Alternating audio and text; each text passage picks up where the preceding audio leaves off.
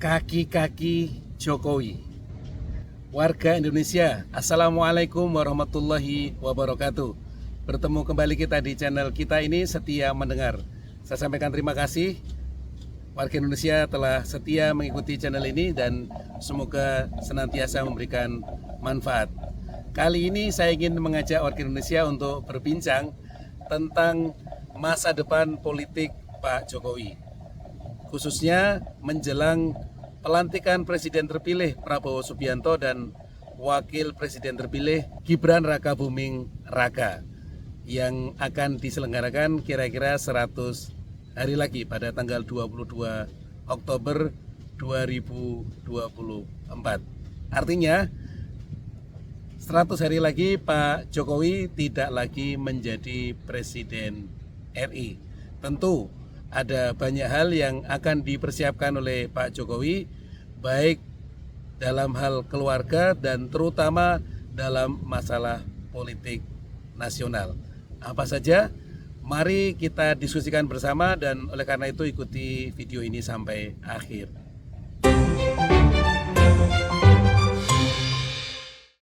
Sebagai seorang politisi, tentu Pak Jokowi sangat memahami tentang hukum tidak ada teman yang abadi, yang ada adalah kepentingan.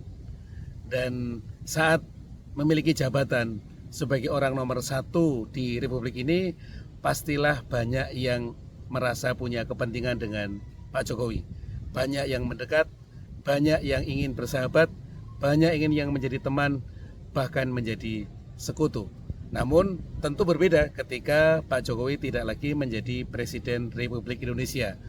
Mereka yang selama ini memiliki kepentingan dengan Presiden tentu akan mencoba untuk berpindah dan mendekati Presiden definitif berikutnya, yakni Prabowo Subianto. Nah, apakah Pak Jokowi telah mempersiapkan itu? Tentu saya meyakini Pak Jokowi telah memahami dan mempersiapkan itu. Pak Jokowi tentu menyadari bahwa mereka-mereka yang kemarin sampai hari ini masih ada pada kubunya, menjadi teman dekatnya, menjadi sekutunya, bisa jadi 100 hari ke depan, pasca lengser ke Prabon, tidak akan lagi pada posisi yang sama. Satu persatu, sedikit demi sedikit mungkin sudah akan meninggalkan Pak Jokowi dan mendekati Presiden definitif berikutnya, yakni Prabowo Subianto. Karenanya pasti Pak Jokowi mempersiapkan diri. Dan momentum yang paling strategis menjelang pelantikan Presiden terpilih, menjelang lengser ke Prabon Pak Jokowi adalah Pilkada 2024 yang akan dihelat pada 27 November 2024. Memang pilkadanya dilaksanakan pasca lengser ke Prabonnya Pak Jokowi atau sudah pada masa kepemimpinan Presiden baru Prabowo Subianto, Gibran Rakabuming Raka. Tapi masa penentuan calonnya, pendaftaran dan penetapan calonnya masih pada masa kepemimpinan Presiden Jokowi. Tentu momentum politik ini tidak akan disia-siakan Pak Jokowi. Ada 514 kabupaten kota, artinya ada 514 bupati dan wakil bupati beserta wali kota dan wakil wali kota, dan ada 37 provinsi yang menyelenggarakan pilkada, yakni memilih gubernur dan wakil gubernur, kecuali satu provinsi, daerah istimewa Yogyakarta, di mana gubernur ditetapkan karena undang-undang keistimewaan. Nah, warga Indonesia, apa yang sudah disiapkan oleh Pak Jokowi menjelang Pilkada 2024? Mari kita lanjutkan diskusi kita ini sampai akhir. Warga Indonesia, tentu hal pertama, menjadi prioritas pertama Pak Jokowi adalah kepemimpinan pada level puncak, level nasional, yakni Presiden dan Wakil Presiden. Karenanya pernah ada wacana, baik wacana 3 periode di mana Pak Jokowi bisa maju lagi, atau wacana penambahan masa jabatan. Namun dua wacana ini tertolak baik oleh masyarakat partai politik maupun kalangan DPR RI. Sehingga rencana ini kemudian gagal. Pak Jokowi akhirnya harus mengikuti mekanisme normal, yakni memastikan jago-jago dalam pencapresan adalah orang yang ada dalam kendalinya. Sehingga kita tahu kemudian bagaimana Pak Jokowi mengendorse Prabowo Subianto, saat itu masih memilih juga antara Prabowo dan Ganjar, dan kemudian fix mendorong Prabowo Subianto bersama putra sulungnya, yakni Gibran Raka Buming Raka. Dari peristiwa ini kita jelas meyakini bahwa Pak Jokowi ingin memastikan kepemimpinan pada level nasional, pada level puncak, yakni presiden atau wakil presiden adalah orangnya. Lepas dari apa misinya ya, tentu ini menjadi concern Pak Jokowi. Kaki pertama Pak Jokowi adalah presiden dan wakil presiden. Apakah kaki presiden akan tetap loyal atau tidak? Nah, nanti kita bisa lihat. Dan tentu kalau kaki wakil presiden karena adalah darah dagingnya, kita meyakini bahwa tentu akan loyal kepada ayahnya. Nah, tahap berikutnya tentu nanti adalah pemilihan kabinet, dan saya meyakini bahwa Pak Jokowi tentu sudah berdiskusi dan melakukan deal dengan presiden terpilih Prabowo Subianto tentang jatah kursi yang akan di-endorse dari kubunya Pak Jokowi. Orangnya Pak Jokowi yang akan menjadi menteri dan pimpinan setingkat menteri pada kabinet Prabowo Gibran mendatang. Nah, setelah dua unsur ini, level puncak yakni presiden dan wakil presiden, kemudian kabinet, karena soal kabinet ini adalah soal politik prerogatif presiden, artinya bisa sewaktu-waktu dipilih dan bisa sewaktu-waktu dihentikan.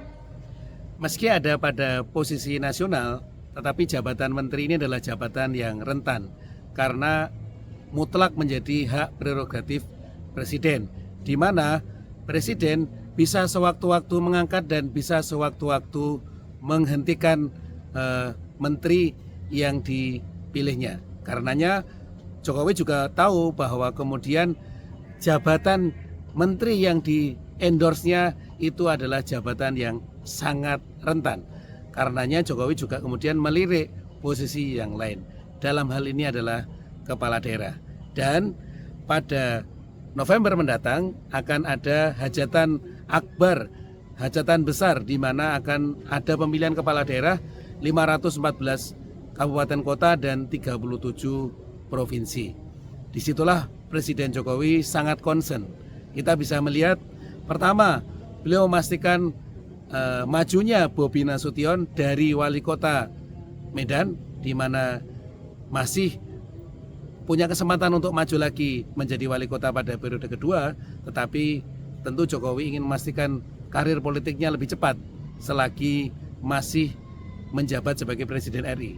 Dan kemudian Bobi Nasution, sebagaimana kita ketahui, kemudian didorong menjadi calon gubernur Sumatera Utara.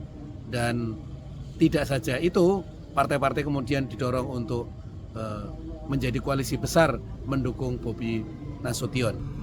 Nah, yang kedua adalah Kaisang Pangarep, ketua PSI yang pada awalnya memiliki hambatan untuk maju menjadi gubernur atau wakil gubernur. Tentu kalau sekedar menjadi bupati wali kota sudah memenuhi syarat. Tapi kita ketahui bahwa kaki bupati wali kota ini masih terlalu kecil untuk menjadi aset politik ke depan.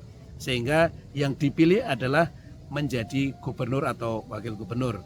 Nah, kita tahu apakah itu desain langsung atau tidak langsung, tapi kita tahu bahwa kemudian ada realita keputusan oleh MA di mana syarat usia calon gubernur dan wakil gubernur adalah 30 tahun pada saat pelantikan. Nah, yang lucu adalah saat pelantikan itu saja belum ada kepastian hukumnya, tapi dijadikan sebagai acuan hukum. Sementara pada syarat sebelumnya, aturan sebelumnya adalah pada saat calon itu ditetapkan sebagai calon. Nah, itu juga sebuah realita di mana kita meyakini bahwa itu tidak lepas dari upaya Jokowi untuk mendorong anak bungsunya Kae Sang Pangarep menjadi gubernur di salah satu provinsi yang signifikan, apakah di Jakarta atau di Jawa Tengah. Nah, dugaan saya Kaisang akan didorong menjadi gubernur di Jawa Tengah. Nah, selain itu Pak Jokowi tentu punya banyak proksi yang itu adalah orang-orang dekatnya untuk diletakkan pada posisi kepala daerah, baik gubernur, wakil gubernur, bupati, wakil bupati maupun wali kota, wakil wali kota. Karenanya kita sangat memahami bagaimana ketika Jokowi merespon sangat keras, ya meskipun dengan nada yang sangat datar tetapi sangat keras terhadap usul dari Profesor Mahfud MD untuk mengganti secara keseluruhan seluruh komisioner KPU RI pasca dipecatnya Ketua KPU Hasyim Asy'ari. Nah, Jokowi mengatakan bahwa KPU terbukti telah bisa bekerja secara efektif dalam pelaksanaan Pilpres dan Pileg. Jadi kenapa harus diganti? Nah, barangkali Jokowi sudah nyaman dengan penyelenggara ini dan ingin memastikan bahwa orang-orangnya, pertama adalah anak-anaknya.